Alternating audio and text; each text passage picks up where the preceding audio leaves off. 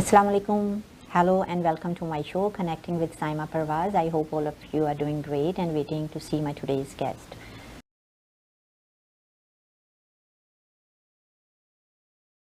My today's guests are a very beautiful couple, Sabeeya and Ayoun. Thank you. How are you guys? Good, alhamdulillah. We're good. Welcome. Yeah, I'm good. Thank you. Thank you. Yeah, it's been a while, right? It has. Yes. Yeah. Few So, how's everything? How's life? It's good, Nice. alhamdulillah. Moving We're along waiting. well. We're waiting for the season to change up a little bit, Yes. so we can enjoy the outdoors. Yes, now it's a little bit better, right? I hope so. Yeah. Yeah, the weather hopefully will pick up. Yes, right.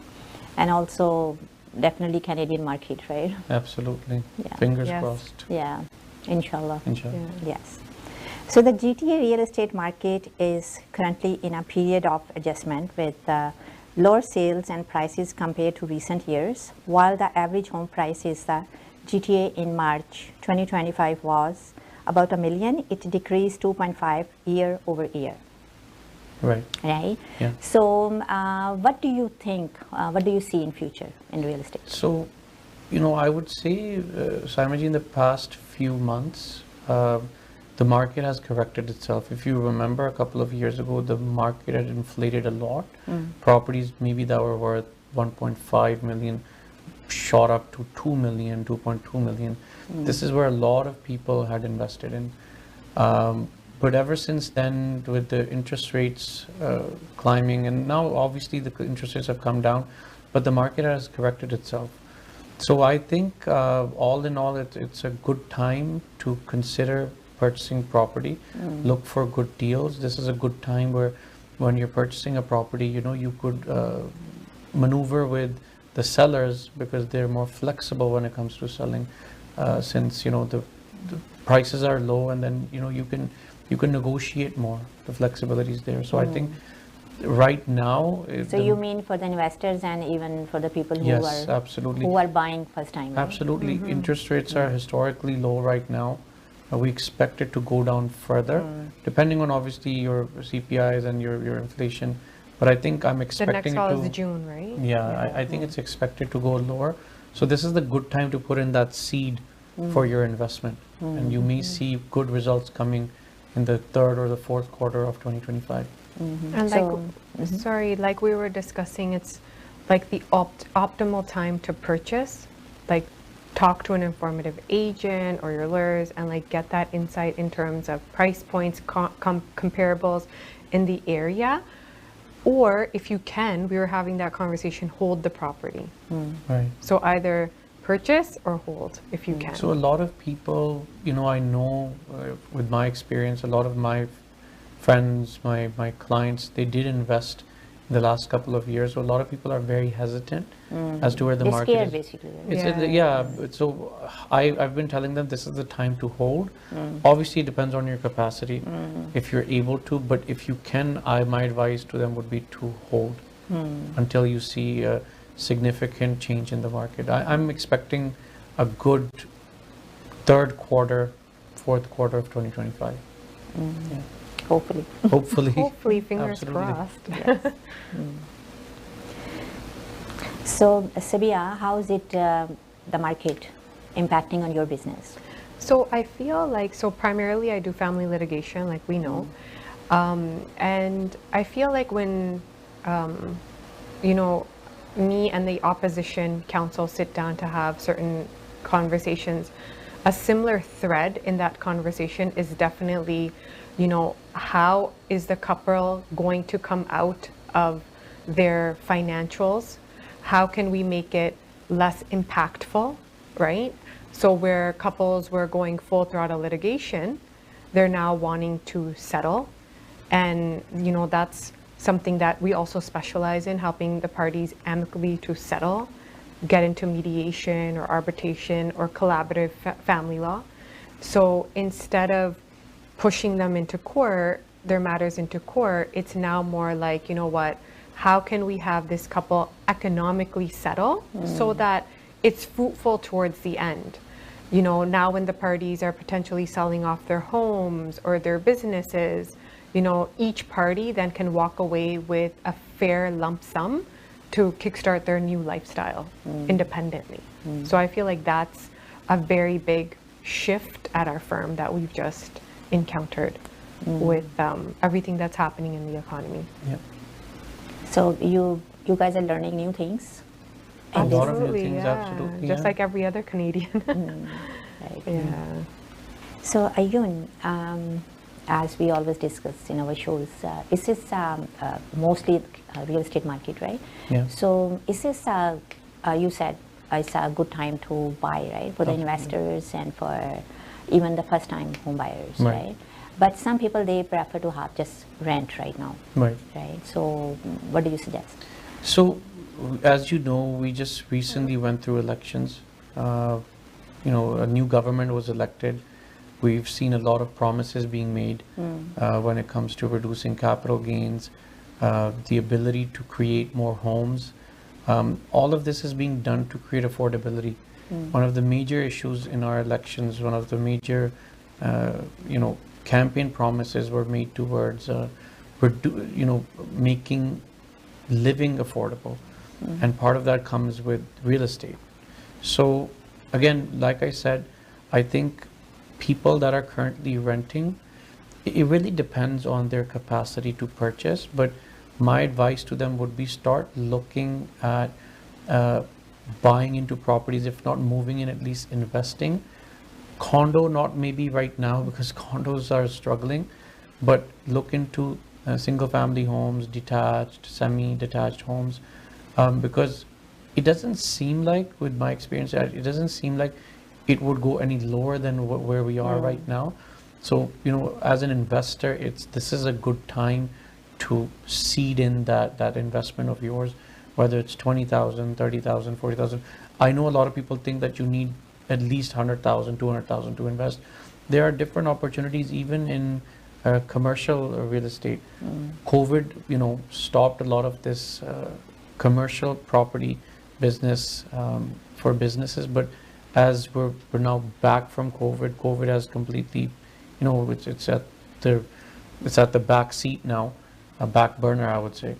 I think this is a good time to even look into commercial properties and rent them out. So people that can afford a little more than a residential property, you could even consider going into commercial spaces. Restaurants are very viable businesses, especially in the area we live in. So maybe consider buying commercial properties and renting it to restaurants and things like that. Yeah, so but people are still waiting for something, I guess. Yeah, we're expecting our Prime Minister to go tomorrow, meet with Trump. Well, again, Yes. like we discussed, Yeah. one of our election issues, one of the major ones was Trump, how he's going to be treating Canada. And I think essentially the fact of the matter is that we rely on the American economy. There's an interdependence between us and the United States. And I don't think that we can survive as a country. I say survive because, again, it's the truth. We need to have a good relationship with the Americans.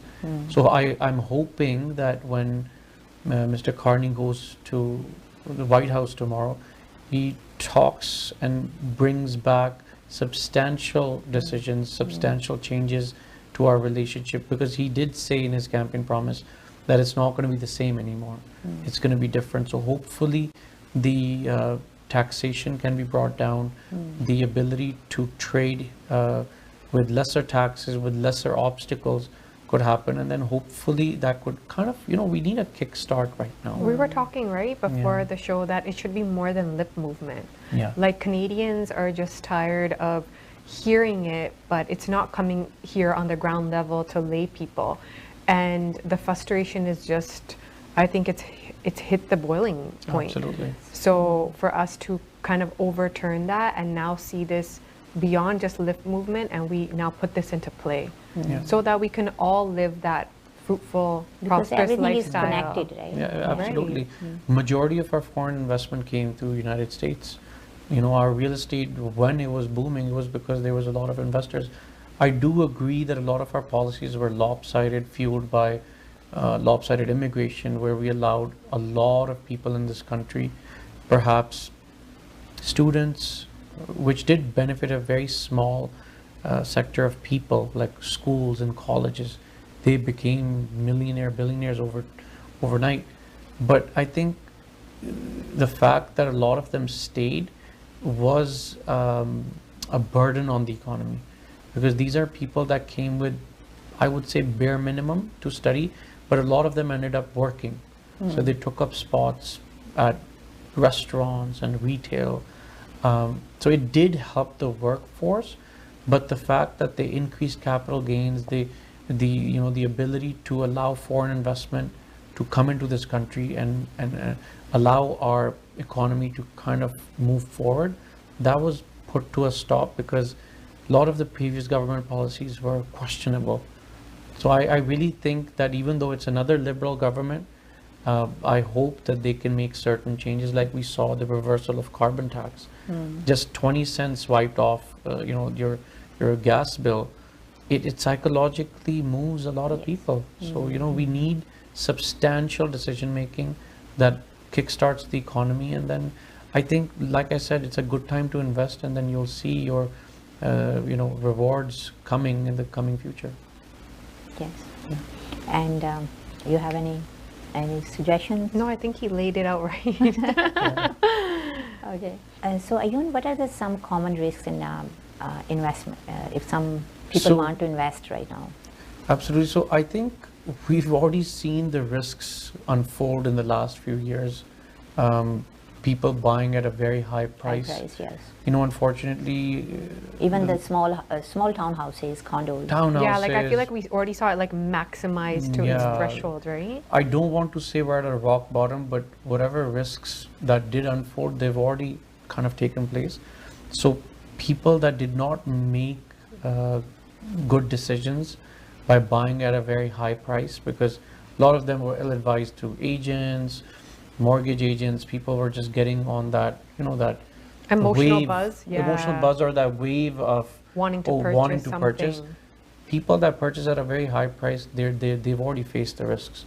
They've lost equity in their property. The property is historically low in comparison to where we should be. And a lot of things that we did see, they were unable to close. Yeah. So when they came out of like their family divorce matters, now they've ended up with a lump sum of equity from the ending of their marriage. And now when they wanted to reinvest, they're coming back now saying, oh, you know what, we were ill-advised, or, our agents didn't tell us the risks associated with it.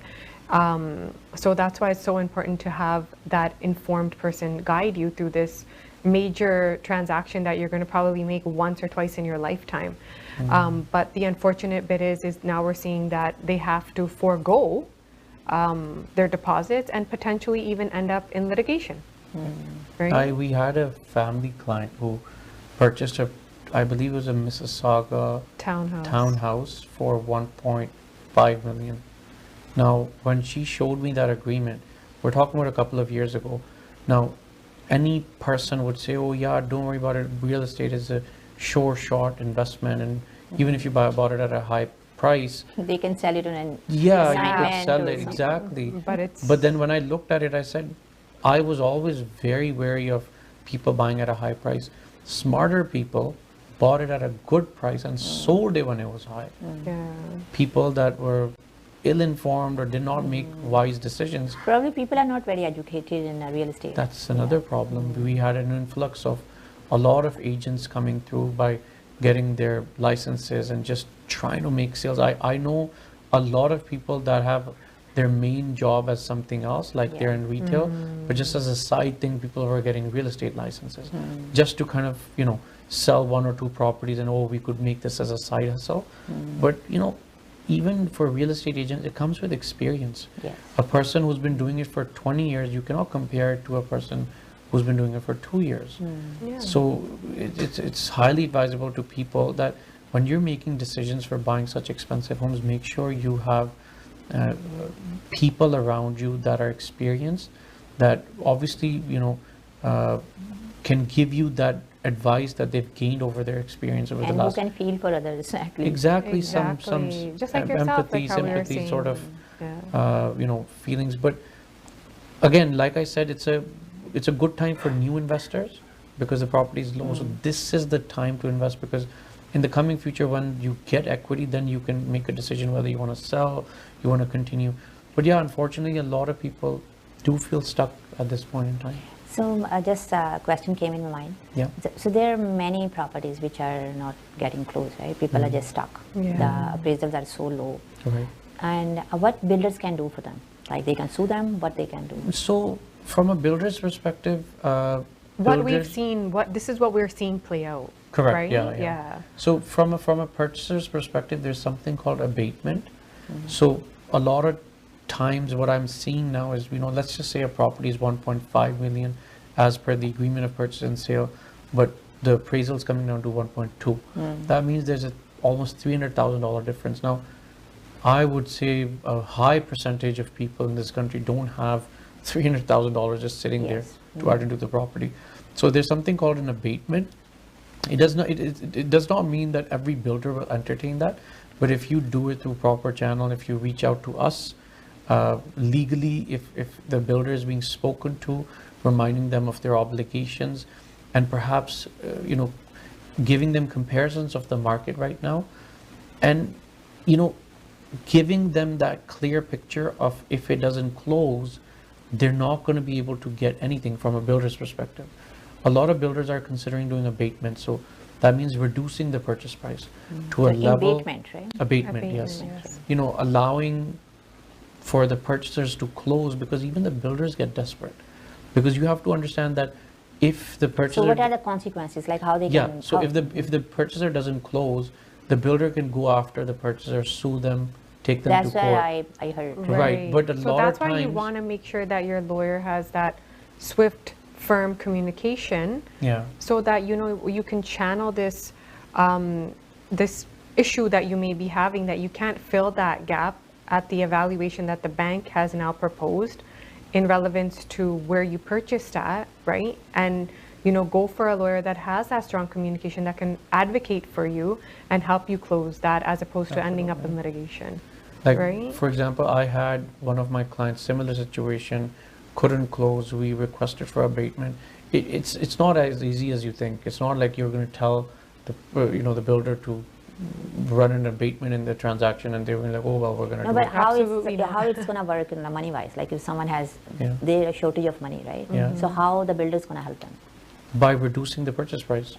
So instead of 1.5, the example that I So gave they're gonna do the maybe 1.3. sale and purchase Yeah, again. Everything. it really depends on how well you present your case. That's why you need a good lawyer who's familiar with the law, who can talk to these builders and remind them that, look, if you don't close and you take my client to court, my client doesn't have money.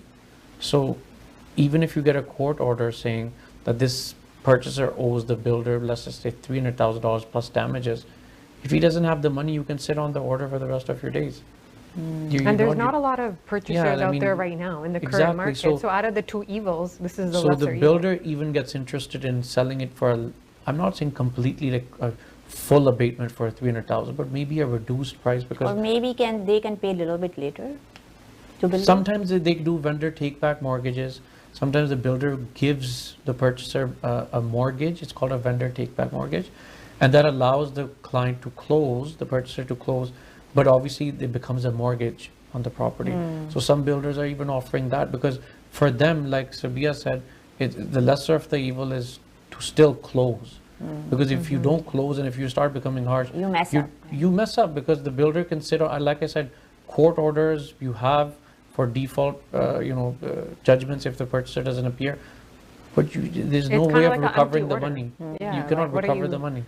Right? So that's why it's very important that you speak to a lawyer to get proper advice, so you can strategize if abatement is possible, vendor take back is possible. And sometimes, we network a lot in our community. We have people that can give you smaller loans, short-term loans. If you have another property sitting elsewhere, Private you could get mortgage, basically. private mortgages, home equities. Sometimes It's so people. funny. The private mortgage is really hard to get a private mortgage at this time. Yes. Absolutely. And absolutely. lenders, Because the risks are so high. The right risks now, are so right? high. Even And- private lenders are considering their options. So it's Yeah. very, very important that you have a good team. You and have a then low. they are also ripping. Absolutely, 11%, 10% interest. It's a lot. And I know many clients, like many clients, they are like doing they are closing their deals in a private mortgage, like a first private mortgage. That's the Oh, only yes, option. Yeah. And yeah, so sometimes even if you're running a business, you could get like business loans. So if you're speaking to a good lawyer, they can connect you with other people, agents and mortgages, to make sure that a decision that you did make by buying at a very high price, now that can be resolved, and hopefully hold it until we rebound, which I do see happening. Hopefully in the next coming months, the weather's opening up, the mood's changing. Like I've told you many times in the past, GTA is a very sentimental market. So when we have that positive reinforcement of, yeah, let's invest, you'll start seeing that rebound. So it's very important to hold, but if ultimately you don't have that option, you are seeking funds and you're cutting your losses, a lot of people are selling. Yeah. So guys, this is a very good point here. Ayoun just said about it. It is abatement, right? Abatement. Yes. Yeah, so if you guys are not able to close your property, condo, townhouse, or any detached, attached, any sort of property, even commercial, you guys can reach to Ayoun and Sabeeya's firm, and they will definitely 100% help you out in this matter.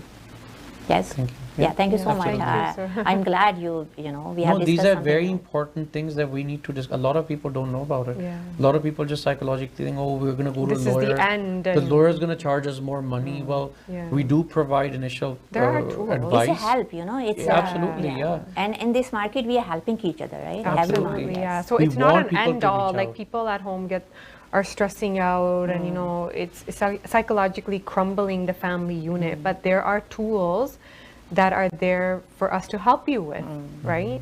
And so, it's very important that, you seek a consultation or you talk to your network so that you don't feel so isolated and alone, right? So, And that's affecting family It law as well, really because our is. firm It does really family is. law. And sometimes people, they just want to save some money, just a Yeah. little bit, and then they get yeah, more. they don't understand the long-term Yes. repercussions of it, right? Exactly, So, exactly. if you It's overcome better that. to speak to a professional Yes, of like our course. firm, get some advice, even if you have to pay for consultation, that's okay, because those few $100s are going to save thousands And later. Google cannot give answer for everything, right? No. Yeah. Make sure when you're talking to lawyers, mortgage agents, real estate agents, make sure you ask them about their experience, what they've done, the work that they've done, their portfolio is very important.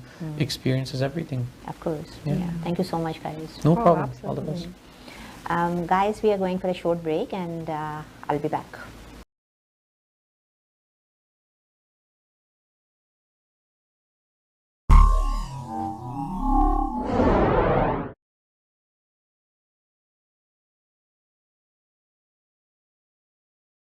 Hi guys, I'm talking to Ayoun and Sabeeya, and we are back from break.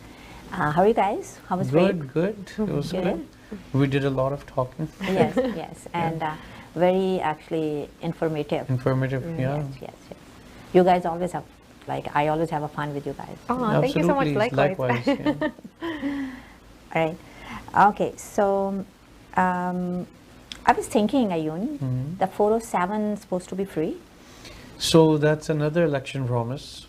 And like Sabeeya said, I hope this is not just another lip service, because we do hear all these fancy things about 407 being free and bail reforms being done to control crime in the city.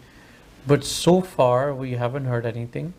I do know that It was free, I think, for a few months, right? 2 to 3 months. Just have for a little portion of it, little right? portion of Yeah. it for a limited amount of people, which really doesn't count. That was just like an incentive, maybe just to show that they're making some changes, but it did not affect the gridlocks in the city. But this did will not. help a lot for the Absolutely. people who are We need going things yes, like that. Yes. Open the 407. 50% of the frustration is commute. Yeah. We were talking Yeah, we about were just people talking that are about going that. to Toronto or Vaughan or Scarborough, North York. Your commute is so long. By the time you reach work, you're already exhausted. Or you're So- already, the first half hour, you're just paying towards replenishing your gas that you just Yeah. burnt, right? So it's insane. little things that matter. So if you look at it optically, if today Doug Ford announces that 407 is being free, you'll see a huge wave of positivity coming into the market. Okay, 407 is opening up, Oh, commute gas times are going prices up, are gas down. prices Let's are take a down. road trip. It's a cumulative effect. And they're of gonna what they're we're gonna get a suffering more money, with. Absolutely, yeah. Whatever. And believe it or not, it's just a money-making scheme. They're private corporations that are making money. I don't at the expense of what, 407 used to be a public highway. I know it was sold off. The right? government they sold it off to a corporation, and ever since then, it's just a money-making scheme. So, we need these substantial, like I said, our Prime Minister is going to United States tomorrow, I believe. We just don't want, we did some contract and we're going to see the economy boom. That's just generic stuff.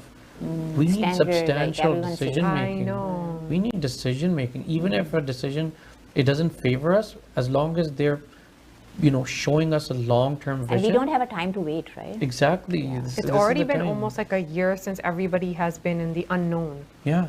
And that's why people are sitting in this or holding on to whatever they are, whether that even be just investing in something, not only just real estate, maybe like a project, a rental project, or maybe that vacation that they wanted to take to maybe Banff or something like that.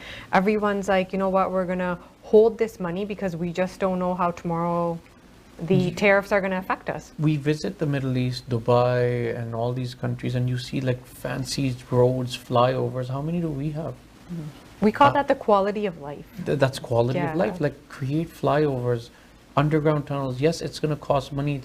It's still better to invest in these, and they're expensive. I get that, but we still send a lot of money to other countries for just absurd projects. 500 million to some country, 600 million to Ukraine, and I get that, they're war-stricken countries, they need help. But then what I don't understand is at the expense of what? Canadian people? But Canada has so much potential, right? Absolutely. We have wise, nice people. Create it's a matter of pipelines. unlocking it. We have untapped. Look, the reason why Trump keeps saying, "Oh, I want to make the 51st state," is because he knows we have a lot of potential. And I'm not and in I think any way Alberta suggesting. is voicing that very strong right now. Absolutely. Though we won't get in that conversation No, here. no, but I'm she's against. Really going I'm against our country. I'm a very patriotic guy. Yeah. I believe that Canada should be and should remain a sovereign Impartial, state. yeah. But continuing with what he said, the reason why he's saying 51st state is because he knows we have a lot of potential, power, lithium, batteries. We need to focus on pipelines, for the benefit of our community. By doing, creating pipelines, you're going to reduce the cost of energy, giving us cheaper gas. I think, and then also to add in, yes, this is a setback for Canadians in regards to the relationship that Canada holds with America, but for the long term, I feel like it's going to force our way to being independent. Absolutely. You understand? I did not know, this is the first time I found out that there are taxes to do interprovincial businesses. So if you wanted to do business with Alberta within or Ontario like, to Alberta, there's taxes there as well. So that needs to go. Why not eliminate those barriers and open it up, right? It's and not create just that about, competition. obtaining taxes from the people, but it's about, fine, if you're taxing us, at least spend it back on us, rather to increase the living standard that, is in comparison to what else is happening in the world And the and funny how thing they're is driving. that people, like very average people, they are paying taxes. Like Absolutely. a big companies, Absolutely. they still, They are They're smart. working, They're smart. Yeah, that's why taxation needs to change. Tourism needs to be encouraged. Think about it. Like, if you want to go to Calgary or Vancouver, it's like what, $1,200, $1,300. Yeah. We were in Europe a few years ago. You could go from London. I'm not talking about a general price, but you could find a deal where you could go from London to Paris for less than £100. You could travel to Amsterdam. You could fly within Europe for a very cheaper price, because they have airlines that offer you very economical prices to travel. But the moment there was Flair Airlines or something. Yeah. It was a new startup. It was amazing. We were there at the inauguration. This is a Canadian company but that it started didn't up. survive. It couldn't survive. Taxes and gas prices and airport tax, so much went into it. They couldn't survive. So the government needs to focus on tourism. Maybe when we went to Banff, what a beautiful place to be. But I feel like it lacked resorts. Yeah. It lacked, industries, entertainment districts, because that is what attracts people. Start putting them in and you'll see people traveling from Mexico, from South America. We go to South America to see, so much, but we have so much potential. And I think these little things add up. And I think that's what needs to change. Of course. Yeah. Yeah. So I'm going to come back to my real estate talk. Sure. So capital gains, right? Yeah. So what, how the capital gain works, first of all? Many people, they don't know. Yeah, so capital gains is basically a form of government tax that is applicable to investment properties. So properties where you're not primarily residing, if you decide to sell it, there's a certain percentage of taxes that you have to pay. Now, in the recent times, It gets triggered at the point of sale. it gets triggered Yeah. at the point of sale. So when you're trying to sell the property, the government says since it's an investment property, you have to pay government a certain amount of tax. The purpose of capital gains was to control the amount of foreign investment, which is fair, because if you completely make it zero, it's not going to make sense, because then you would have more foreign owners in this country than local owners. So there has to be a balance. So you need foreign investment to sustain yourself, but at the same time, you need local Canadian citizens to own properties. Now, most recently, when the property prices went skyrocketing, and a lot of people were complaining that unaffordability became a really big issue when it came to real estate, the government, previous government, increased that tax to at a level which was completely not liked by anybody who was trying to invest from another country. So even though the purpose of it was, the purpose was good, the purpose had good intentions, but it backfired. Because now you have people saying, hey, we don't even want to look at Canada because it's too much tax. If you're paying 60-70% tax on a sale that's invested by foreigners, they're left with nothing. So what starts happening is that these foreign investors start looking at other countries, upcoming countries, like perhaps somebody like Mexico or Qatar, or especially the Middle East, because there's a scarcity of taxes there. So that becomes a very good attraction for people. So I think all in all, it needs to be reversed. What they tried to achieve, I don't think they achieved it. At This is least my for personal certain opinion. class of people, right? Yeah. The people who are like maybe making average money. Right. But my question to you would be, did the capital gain increase affect real estate? Perhaps negatively, because you don't want prices to drop so low where if you were an investor internationally, if you're looking at a property devaluing in this country from 2 million to 1.5 in the past few months or a couple of years, that's not a very good outlook for you to be investing in a market like that. You want to invest in a market where the properties are going upwards, where the policies are stable, the taxation is stable. So it may have had an effect on the affordability part, but I think it's time to reverse that, to start balancing out the amount of investment that's coming into this country. So Ayoun, it's a very common question people ask me. Yeah.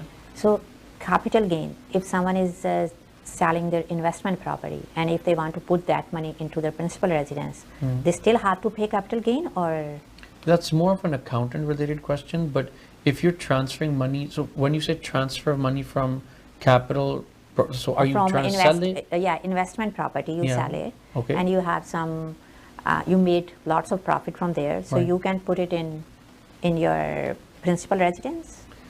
I don't think you can. That's one of the promises that the Conservative government was making, that if you sell the property and you want to reinvest that money into Canadian real estate, then your capital gains would be forgiven.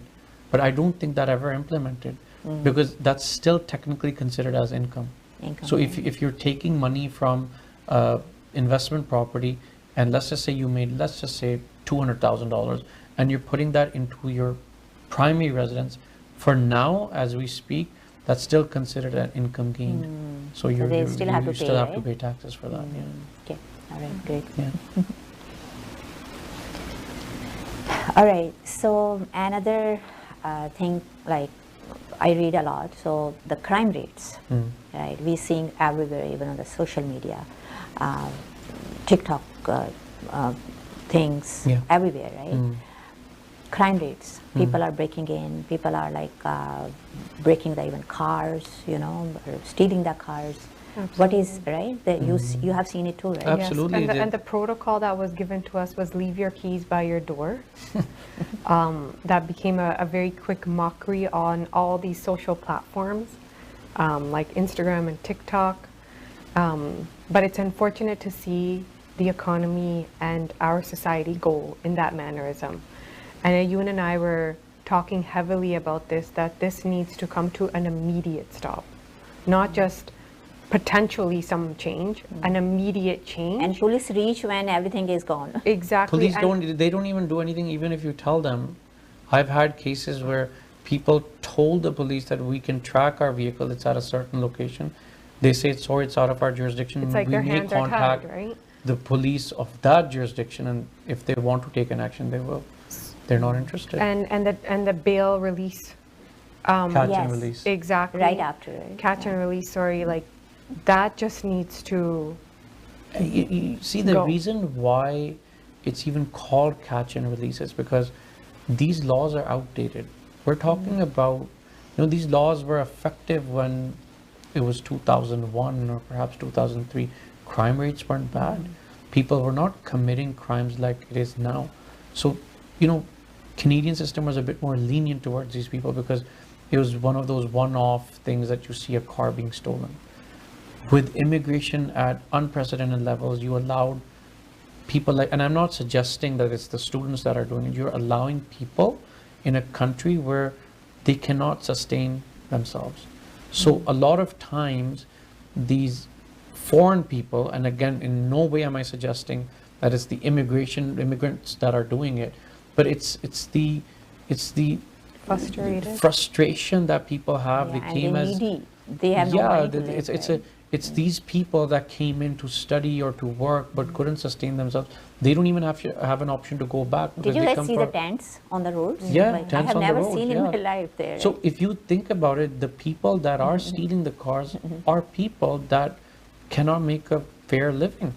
They don't have good jobs. Perhaps we can talk about families, and they're not, being raised in a proper environment. A lot of factors come in. And I'm not suggesting in any way that these are immigrants only, but it's these accumulation of different factors that frustrate people, and then they resort to gang violence. This car industry, it's a multi-billion-dollar industry, car theft. We need to secure our and there borders. is lots of fake money in the market. 100%, yeah. Yeah. Counterfeit money, Yeah. different petty crimes. We never saw, for like the entire life that we've been here, we've never seen petty crimes like this. So where is it coming from? It's an idea that's being circulated by perhaps newcomers a lot, and now existing people. Now, a person who's born Canadian, who's been here all his life or her life, and now doesn't see a prospect of making a good income, they're going to resort to these things. People don't have very strong family backgrounds, and unfortunately that's the only option they're left with. And then you do see often on people, younger people, most of them are very young, 18 years old, 17 years old. Think about it, why is a 17-year-old into car theft and stealing? It's because they feel that that's a quick way to make money, to make your life affordable. And So another idea, probably government should, the people who don't have a job, right? So government should bring something for them. counseling, Yeah. creating jobs, making laws that reduce poverty in this country. Bail reforms is very important. So now, as much as I'm saying that these laws are outdated, they need to be reformed. Stricter laws need to come in. Mandatory sentencing needs to happen. So if you're caught stealing a car or doing carjacking or house invasions, you need to go to jail. There has to be a set level of punishment or sentencing But they're to not set a going to jail. precedent. Like what is happening right now? If They someone just is- get very easy bail. Easy bail. They go to court. They say, "Oh yeah, he's a first-time offender, so he's Really? never done." Yeah, first-time offender That's so laws are sad. very, very lenient. Yeah, this is why we heard our Premier Doug Ford challenging judges, which I'm against. We shouldn't be electing judges. The judges should be impartial to politics. But unfortunately, the judges are getting the wrath because They're the ones allowing these criminals to go back on the street. There was a case where a judge allowed a bail to this individual who was caught for carjacking or home invasion, I'm not entirely sure. And he went into the parking lot of the court and stole another car. Same day. Same day. So, because they know they're going to get out again. And it is very funny, and they say on the news, oh, this guy just has been released today, so be careful. Yeah, What yeah, is this? exactly. Yes, exactly. Mandatory sentencing, setting a precedent for other people to know, okay, if we get caught, we're in jail. That's how good society. So basically, Canadian law should be more upgraded now. 100%. And that's what a lot of the politicians were So there promising. is a capacity to do it? Yes, at the federal level, they need to update the criminal code. They need to, like I said, mandatory sentencing, stricter fines. Your border needs to be controlled, because where do these cars go? They're not being sold in Canada. They're going into international markets. So secure your borders. And I heard sometimes they see like where it reach, but nobody can do anything. Because jurisdictional issues. So maybe perhaps amend laws where Peel police could have jurisdiction over York regional matters, or York regional police could have, control. In particular to like Ottawa. I'm not saying that the York regional police officers will go to perhaps the Hamilton area, but clear communication, better technology, screening. Like once your car goes in one of those containers that are being shipped out, there's no way for you to scan them. Perhaps buy devices that can scan these boxes through X-rays. I'm not very well rehearsed with what these technologies are, but I'm sure that if you, rather than investing into, I would say, millions of dollars into other countries and programs that are not benefiting Canadians, invest in border security. Yes. Yeah. So guys, we have discussed some very, very good, important points today with Ayoun and Sabeeya. And thank you so much, guys, for Absolutely, giving a anytime. very, very good information to my clients and everyone, Canada One viewers. Thank you. Yes, and we'll see soon. Sabeeya, I'm going to have a very good show with you. Yeah, absolutely. We're going to put one together. There's a lot to discuss. Yeah. You told me this is a very short amount of time to discuss Yeah. so many different issues. Yes, we will, inshallah. Absolutely, Yes. inshallah. All right. All right. So, guys, I know this is very tough time for all of us, for Canadians, for foreigners, because of a few things. One is definitely we can say pandemic.